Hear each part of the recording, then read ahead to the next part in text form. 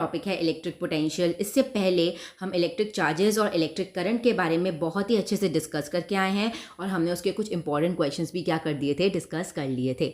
ठीक है, आज हमारा टॉपिक बनता है इलेक्ट्रिक पोटेंशियल। इसके बारे में पूरा ढंग से डिस्कस करेंगे और उसके ऊपर जो कुछ क्वेश्चंस है, मतलब किस तरीके से क्वेश्चन पे इसको अप्लाई करना है इस पोटेंशियल को, वो अपन देखने वाले हैं। तो देखो क्या होता है इलेक्ट्रिक पोटेंशियल। बेसिकली देखो भाई, जो कंडक्टर्स होते हैं ना, जैसा कि हमें पता है कि जो कंडक्टर्स होते हैं वो क्या करते हैं, अपने अंदर से इलेक्ट्रॉन्स को क्या करते हैं, पास होने देते हैं, इलेक्ट्रिक करंट को पास होने देते हैं। तो क्या होता है कि जब उनके ऊपर कोई किसी भी तरीके का कोई प्रेशर नहीं होता है या कोई फोर्स नहीं होता है ना, तो ये जो इलेक्ट्रॉन्स होते हैं ना कंडक्टर्स क्या है, वो एक मैटर है और मैटर के अंदर इलेक्ट्रॉन्स तो होंगे ही। ठीक है, तो इलेक्ट्रॉन्स बाकायदा प्रेजेंट होते हैं इनके अंदर, लेकिन इनका जो मूवमेंट होता है ना इलेक्ट्रॉन्स का, बहुत ही रैंडम मूवमेंट होता है। क्या होता है, बहुत ही ज़्यादा रैंडम मूवमेंट होता है। मतलब ये सारे इलेक्ट्रॉन्स एक ही डायरेक्शन में मूव जो है वो नहीं कर रहे होते हैं, बहुत ही रैंडमली मूव कर रहे होते हैं। तो जैसे ही हम इसके ऊपर कोई एक्सटर्नल फोर्स अप्लाई करते हैं या प्रेशर अप्लाई करते हैं ना, तो क्या होता है कि ये जो इलेक्ट्रॉन्स हैं इनकी जो डायरेक्शन होती है वो एक जैसी हो जाती है। मतलब सब क्या करेंगे, एक ही डायरेक्शन में जो है वो मूव कर पाएंगे। तो अब बात कर रहे हैं कि भाई एक्सटर्नल फोर्स लगाना ही क्यों है, क्यों हमें इलेक्ट्रॉन्स को एक ही डायरेक्शन में लाना है। तो देखो भाई, जब कुछ इस तरीके से इलेक्ट्रॉन्स मूव करेंगे ना, तो कोई भी जो करंट है वो हमें देखने को जो है वो नहीं मिलेगा कंडक्टर के अक्रॉस। ठीक है, लेकिन जब वो एक ही डायरेक्शन में मूव करने लग जाएंगे, बहुत सारे इलेक्ट्रॉन्स एक ही डायरेक्शन में मूव करने लग जाएंगे, तो क्या होगा, जो करंट है वो फ्लो करने लग जाएगा अक्रॉस अ कंडक्टर। तो requirement for the external force या फिर external pressure is very important. क्यों? क्योंकि उसी से ही क्या हो रहा है, इलेक्ट्रिक करंट जो है वो जनरेट हो पा रहा है। किस तरीके से वो ओरिएंट हो जाते हैं, कुछ देखो इस तरीके से ओरिएंटेशन हो जाता है इलेक्ट्रॉन्स का। मतलब वो एक ही डायरेक्शन में जो है वो क्या कर रहे हैं, फ्री इलेक्ट्रॉन्स जो है वो मूव कर पा रहे हैं और इलेक्ट्रिक करंट जो है वो हमें देखने को मिल रहा है। अब बात आती है कि भाई फोर्स तो लगाना है, बहुत इंपॉर्टेंट है, क्योंकि करंट जनरेट हो रहा है और करंट इज़ वेरी इंपॉर्टेंट। तो ये फोर्स प्रोवाइड कौन करेगा, तो ये प्रोवाइड करने वाला, जो फोर्स प्रोवाइड करने वाला काम है वो कौन करता है, बैटरी करती है या फिर कोई सेल करता है। दोनों को एक ही जैसे यूज़ कर सकते हो। जो बैटरी है और जो सेल है वो क्या करते हैं, एक ऐसा फोर्स प्रोवाइड करते हैं, एक ऐसा प्रेशर प्रोवाइड करते हैं जिसकी वजह से क्या होता है, जो इलेक्ट्रॉन्स हैं वो एक ही डायरेक्शन में जो है वो मूव करने लग जाते हैं और हमें करंट देखने को मिलता है। तो बात आती है कि बैटरी और सेल्स के अंदर ऐसा क्या होता है जिसकी वजह से वो एक फोर्स डेवलप कर देते हैं और है ना इलेक्ट्रॉन्स को एक ही डायरेक्शन में मूव करते हैं। तो उसका आंसर बहुत ही सिंपल है। जैसे कोई भी जब अपन कोई सेल यूज़ करते हैं या कोई बैटरी यूज़ करते हैं, तो इसके अंदर क्या हो रही होती है, खूब सारी केमिकल रिएक्शंस जो हैं वो हो रही होती हैं। और उन केमिकल रिएक्शंस की वजह से होता क्या है, उसका एंड रिजल्ट ये रहता है इन केमिकल रिएक्शंस का, कि जो एक साइड होता है ना हमारे सेल का, उस पर तो क्या हो जाते हैं, इलेक्ट्रॉन्स जो हैं, मतलब जो नेगेटिवली चार्ज पार्टिकल्स हैं वो इकट्ठे हो जाते हैं, और जो दूसरा टर्मिनल है वो ऑटोमेटिकली क्या हो जाता है, पॉजिटिवली चार्ज पार्टिकल से क्या हो जाता है, एक्यूमुलेट हो जाता है। वहाँ पे उनकी कंसंट्रेशन ऑटोमेटिकली बढ़ जाती है। अगर एक जगह नेगेटिवली चार्ज पार्टिकल्स इकट्ठे हो गए हैं तो ऑटोमेटिकली दूसरी जगह पे क्या होगा, इनकी कमी हो जाएगी, मतलब पॉजिटिव चार्ज डोमिनेट करने लग जाएगा। तो इन्हीं दो चार्ज पार्टिकल्स के जो सेपरेशन है उसको हमने किससे डिनोट किया है, टर्मिनल से डिनोट किया है, negative terminal of a battery and a positive terminal of a battery, जैसे हमें इस डायग्राम में भी दिख रहा है। The chemical reactions occurring in the cell develop a potential difference between the terminals of a cell. Cell के बीच में एक पोटेंशियल डिफरेंस क्रिएट होता है। पोटेंशियल डिफरेंस का मतलब ये है कि जो नेगेटिव और पॉजिटिव चार्ज का जो सेपरेशन हो रहा है ना, इसके बीच का जो गैप है, यहाँ पर क्या क्रिएट हो जाता है, पोटेंशियल डिफरेंस क्रिएट हो जाता है। एक नेगेटिव और पॉजिटिव चार्ज, ऑब्वियसली चार्ज का सेपरेशन है तो डिफरेंस क्रिएट हो रहा है। एक जगह नेगेटिव चार्ज पार्टिकल की कंसंट्रेशन ज़्यादा है, एक जगह पॉजिटिवली चार्ज पार्टिकल की कंसंट्रेशन ज़्यादा है। तो इस कम ज़्यादा के डिफरेंस की वजह से ही क्या हो रहा है, एक पोटेंशियल क्रिएट हो रहा है, एक फोर्स क्रिएट हो रहा है, और यही फोर्स क्या कर रहा है, इलेक्ट्रॉन्स को एक डायरेक्शन में लाने में मदद करता है। ठीक है, और ये जो पोटेंशियल डिफरेंस होता है वो तब भी इन सेल्स में रहता है जब कोई भी करंट जो है वो सर्किट में फ्लो नहीं कर रहा। इसका मतलब ये है कि अगर मैंने कोई सर्किट के अंदर बैटरी को अटैच कर दिया है और मैं उसमें कोई भी स्विच ऑन अभी तक मैंने नहीं किया है, तो तब भी क्या होगा, इस टर्मिनल्स के अक्रॉस नेगेटिव और पॉजिटिव ही रहेंगे। ऐसा नहीं है कि बस जैसे मैंने करंट ऑन किया तभी ही ऐसा होगा। जब सर्किट में कोई भी करंट फ्लो नहीं कर रहा होगा, कभी भी कोई स्विच ऑन नहीं कर रखा है, हमने इलेक्ट्रिसिटी नहीं यूज़ कर रहे हैं, तब भी क्या होगा, टर्मिनल्स के अंदर ये पोटेंशियल डिफरेंस जो है वो क्रिएट रहेगा। और यही जो पोटेंशियल डिफरेंस है वो क्या करता है, इलेक्ट्रॉन्स को मूव करने में मदद करता है, जिसकी वजह से proper movement of the electrons तो ठीक है, वो तो पहले भी कर रहे थे ना, लेकिन उसको प्रॉपर डायरेक्शन में मूव करवाएगा। इधर डायरेक्शन ऐड करना ज़रूरी है।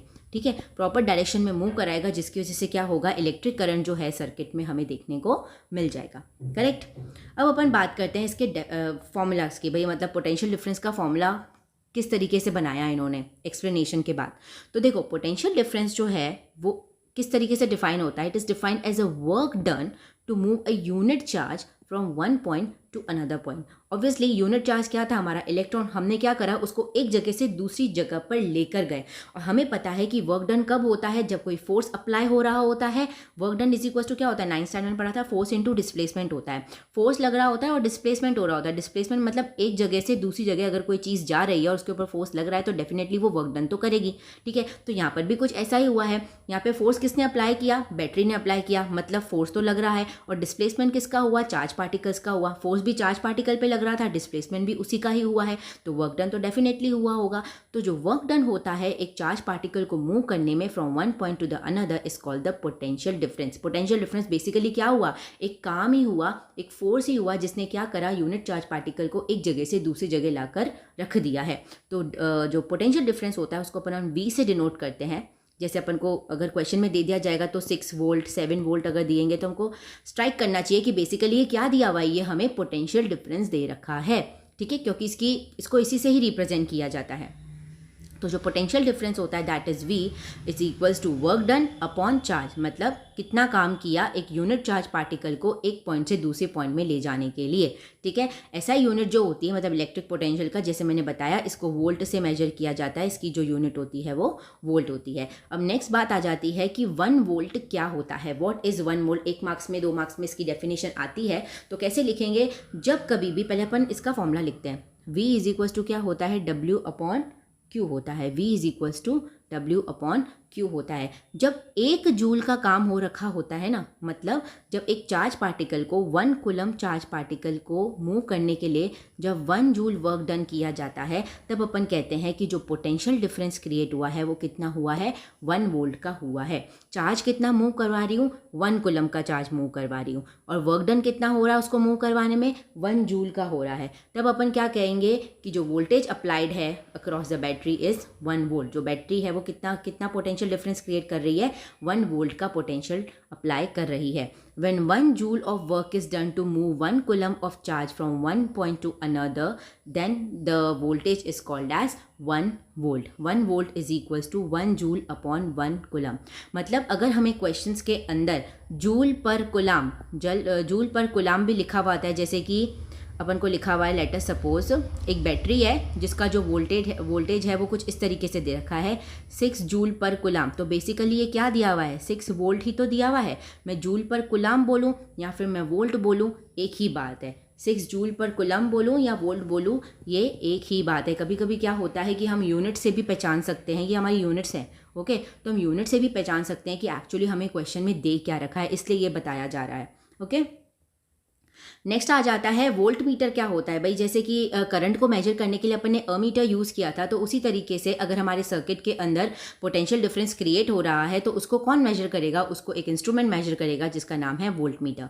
ठीक है, कुछ इस तरीके का दिखता है। अमीटर भी कुछ शायद एग्जैक्टली इसी तरीके का दिख रहा था, बस इन दोनों का काम अलग है। वो करंट मेजर कर रहा था, यहाँ पे वहाँ पे A लिखा हुआ था, यहाँ पे आज V लिखा हुआ है। इनकी डिज़ाइनिंग ऑलमोस्ट सेम रहती है, बस इनका जो काम है वो थोड़ा बहुत डिफरेंट है, थोड़ा क्या काफ़ी डिफरेंट है।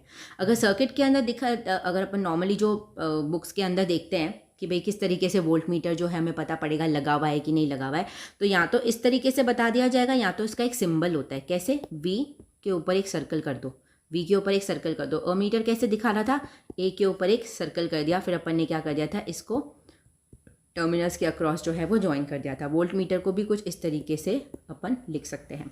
ठीक है, अब मेन जो आ जाता है कि जो हमने पढ़ा है उसको अप्लाई कैसे करना है, that is the question time. हमको पढ़ना है कि भाई क्वेश्चन कैसे करना है। तो चलो स्टार्ट करते हैं सबसे पहले क्वेश्चन से। बोल क्या रहा है, सबसे पहले देखो फिजिक्स में किसी भी क्वेश्चन को अप्रोच करने से पहले हमें ये पता होना चाहिए कि हमें क्वेश्चन को प्रॉपरली रीड करना है। ठीक है, पहले तुम उसको अच्छे से क्या कर दो, रीड करो। ठीक है, उसको समझो। ठीक है, समझने के बाद तुम ये देखो कि हमें उसमें दे क्या रखा है। जो भी चीज़ हमें दे रखी है उसको हमें नोट डाउन करना है। हमें पूछा क्या है उसके बारे में सोचना है और उसके ऊपर कोई फॉर्मूला अप्लाई हो सकता है क्या, वो चीज़ें हमें देखनी है। स्टेप बाय स्टेप सोल्यूशन करेंगे, कभी गलती नहीं आएगी। ठीक है, तो देखो क्या बोल रहे हैं कि 50 joule of work is done to move a charge particle of 3 coulomb from one terminal of a battery to another terminal of a battery. इसका मतलब ये है कि भाई एक चार्ज पार्टिकल है और उसके ऊपर चार्ज कितना है, 3 कूलम का जो चार्ज पार्टिकल है उसको मुझे क्या करना है, एक टर्मिनल से दूसरे टर्मिनल पे क्या करना है, लेकर जाना है। और उसमें जो मैंने काम किया है वो कितना किया है, 50 जूल्स जो है वर्क डन हो गया है जब 3 कूलम के चार्ज को एक जगह से दूसरी जगह लेके जाया जाता है। तो हमें क्या करना है, इसका पोटेंशियल डिफरेंस कैलकुलेट करना है बैटरी का। मतलब कि मैं कितनी वोल्टेज की बैटरी लगाऊं तो वो क्या करे, 50 जूल ऑफ वर्क डन कर ले। कब करे, जब उसको 3 कूलम का चार्ज एक जगह से दूसरे जगह पे लेकर जाना हो। तो सबसे पहले इसकी अप्रोचिंग कैसे होगी इस क्वेश्चन की, कि भाई मुझे वर्क डन दे रखा है दैट इज़ 50 जूल्स, ब्रैकेट में लिखना पड़ेगा गिवन। फिर मुझे क्या दिया हुआ है, चार्ज दे रखा है दैट इज़ क्यू, कितना दे रखा है, 3 कूलम्स। अगर अभी भी नहीं पता पड़ रहा हो तो अपन यूनिट से भी पता लगा सकते हैं। हमें पता है वर्क डन जो है वो जूल्स में ही होता है, तो 50 जूल एग्जैक्टली वर्क डन होगा। कुलम किसकी यूनिट होती है, चार्ज पार्टिकल की, तो obviously 3 coulomb will be the charge that is Q. समझ आया। फिर नेक्स्ट हमें क्या करना है, पोटेंशियल डिफरेंस कैलकुलेट करना है। पोटेंशियल डिफरेंस को अपन V से डिनोट करते हैं, तो ठीक है मैंने यहाँ पे V लिख दिया और ये मुझे क्या करना है, कैलकुलेट करना है। अब इसको कैलकुलेट करने के लिए मुझे पता है कि V जो है वो W/Q जो है उसका फॉर्मूला होता है। मुझे वर्क डन भी दे रखा है, मुझे Q भी दे रखा है, दैट इज़ 50 भी दे रखा है और 3 भी दे रखा है। 50 डिवाइड बाय 3 कर लेंगे और यही हमारा, इसको डिवाइड करने के बाद जो आंसर आएगा वही हमारा क्या होगा, potential difference of a battery हो जाएगा। ओके, इसको करेंगे तो सॉल्व कितना आएगा, 50 डिवाइड बाय 3, ये हुआ 3 6 जा, पॉइंट में आंसर आएगा 16.6 volt. 16.6 volt will be the correct answer of this question. इतने वोल्ट की बैटरी मैंने अप्लाई करी तो क्या हुआ, उसने क्या कर दिया, इतने वोल्ट की बैटरी ने 50 जूल काम किया 3 कूलम के चार्ज पार्टिकल को एक जगह से दूसरी जगह लेकर जाने में। ठीक है, अब नेक्स्ट क्वेश्चन करते हैं। नेक्स्ट क्वेश्चन रीड करना पड़ेगा, पहले भी रीड करते हैं। देखो नेक्स्ट क्वेश्चन क्या बोल रहा है, ये हमारा हो गया, इस पे चलते हैं। How much energy is required, how much energy, कितनी एनर्जी जो है वो हमें चाहिए टू मूव ईच कुलम, क्या दे रखा है, ईच कुलम मतलब 1 coulomb charge across a 6 volt battery. Volt is the unit of potential difference, that is V is equals to 6 volt दे रखा है। चार्ज जो है वो 1 कुलम दे रखा है, हमें एनर्जी पूछ ली है यहाँ पर। ठीक है, एनर्जी पूछ ली है, मुझे पता है कि भाई ये गिवन है, ये गिवन है, इसका मतलब voltage is equals to work done upon charge होता है। वोल्टेज मुझे क्या दे रखा है, 6 वोल्ट, और मुझे चार्ज क्या दे रखा है, 1 कुलम, और मुझे एनर्जी पूछ ली है, यहाँ पर तो वर्क डन लिखा हुआ है। तो बेसिकली द एनर्जी पूछ रहे हैं, तो मतलब क्या पूछ रहे हैं यहाँ पे, तुम्हें वर्क डन ही पूछना चाह रहे हैं, क्योंकि वर्क डन जो होता है वर्क डन एक्चुअली क्या होता है, वो स्टोर्ड एनर्जी तो होती है जो वर्क डन में कन्वर्ट होती है। अगर मेरे पास एनर्जी ही नहीं होगी तो मैं काम नहीं कर पाऊंगी, तो एनर्जी होती है, वही क्या होता है, इररिप्लेसेबली वर्क डन, और एनर्जी जो है उसको यूज़ किया जाता है। तो यहाँ पे हमें क्या निकालना है, वर्क डन ही निकालना है। यहाँ पे कोई एनर्जी का फॉर्मूला मत लगा लेना, जैसे काइनेटिक एनर्जी, पोटेंशियल एनर्जी, ना ऐसा नहीं लगाना। हमें एनर्जी और वर्क डन को इररिप्लेसेबली यूज़ करना होता है। 9th स्टैंडर्ड हमने देखा था कि चेंज इन काइनेटिक एनर्जी जो होता है वो वर्क डन के फॉर्म में स्टोर होता है। तो वर्क डन जो है it is a stored energy. जब स्टोर्ड एनर्जी होती है तभी क्या होता है, वर्क डन हम कर पाते हैं। तो बेसिकली यहाँ पे एनर्जी निकालनी है या वर्क डन निकालना है, एक ही बात बोल रहे हैं। तो वर्क डन कैसे निकालेंगे या फिर एनर्जी कैसे निकालेंगे, एक ही बात है, क्योंकि 6 वोल्ट की बैटरी है, चार्ज को उधर हमने शिफ्टिंग कर ली यहाँ पर इनटू 1 कुलम। तो हमारा आंसर क्या आ जाएगा, एनर्जी का 6 जूल्स जो है वो हमारा एनर्जी जो है वो निकल जाएगा। ठीक है, आई होप तुम्हें समझ में आ रहा होगा। अब लास्ट क्वेश्चन करते हैं हमारा, ये भी काफ़ी अच्छा क्वेश्चन है लास्ट क्वेश्चन। इसके अंदर है ना, एक ही क्वेश्चन में 2 चीज़ें पूछ रखी हैं। ठीक है, तो चलो, an electric appliance draws a current of 5 ampere. एक इलेक्ट्रिक अप्लायंस है, होगा कोई इंस्ट्रूमेंट, ठीक है, हमें नहीं बता रखा। वो कितना करंट यूज़ कर रही है, 5 एम्पियर का करंट यूज़ कर रही है। मतलब कि I इज इक्वल्स टू क्या दे रखा है, 5 एम्पियर। ये करंट है, चार्ज नहीं है, ampere is the unit of current, I। ठीक है, 5 एम्पियर करंट जो है वो हमें क्या दे रखा है, गिवन है। When a battery of 20 volt is applied across it, battery apply कर रखी है, उसका पोटेंशियल कितना है, 20 वोल्ट की बैटरी अप्लाई कर रखी है, मतलब voltage is equal to 20 volt is applied across it. Calculate the amount of charge flowing through it in 2 hours, मतलब मुझे चार्ज निकालना है। चार्ज का मतलब क्या होता है, क्यू। और कब निकालना है, जब 2 घंटे तक मैं इतना ही करंट वो लेती जाएगी। जब कोई बैटरी 5 एम्पियर का करंट लेती चली जाएगी, 20 वोल्ट्स की बैटरी, और कितने समय तक, 2 घंटे तक लेती चली जाएगी, तो कितना चार्ज एक्चुअली वो क्या कर रही है, उसमें से जो है वो फ्लो करवा रही है वो बैटरी। ठीक है, तो time is given 2 hours, it is also given, this is also given. And also calculate the work done. Work done भी क्या करना है, हमें निकालना है, और चार्ज जो है वो भी क्या करना है, हमें निकालना है। तो सबसे पहले जब अपन को करंट दे रखा है, वोल्टेज दे रखा है और टाइम दे रखा है, तो मैं क्यू तो आराम से निकाल सकती हूँ। कैसे निकाल सकती हूँ, जो क्यू है इज इक्वल्स टू क्या होता है, I into T. Q is equals to क्या होता है, आई इंटू टी होता है। तो Q is equals to I is current, that is 5 ampere and time is 2 hours. ठीक है, तो क्यू इज इक्वल्स टू क्या आ गया, 20 कूलम्स क्या आ गया मेरे पास, चार्ज आ गया। करेक्ट। अब क्योंकि मेरे पास अब चार्ज आ गया है, तो मैं वर्क डन आराम से निकाल सकती हूँ। कैसे निकाल सकती हूँ, क्योंकि मुझे पता है कि जो V होता है वो W बाय Q होता है। तभी हमने क्या करा, पहले Q निकालने की ट्राई करी थी।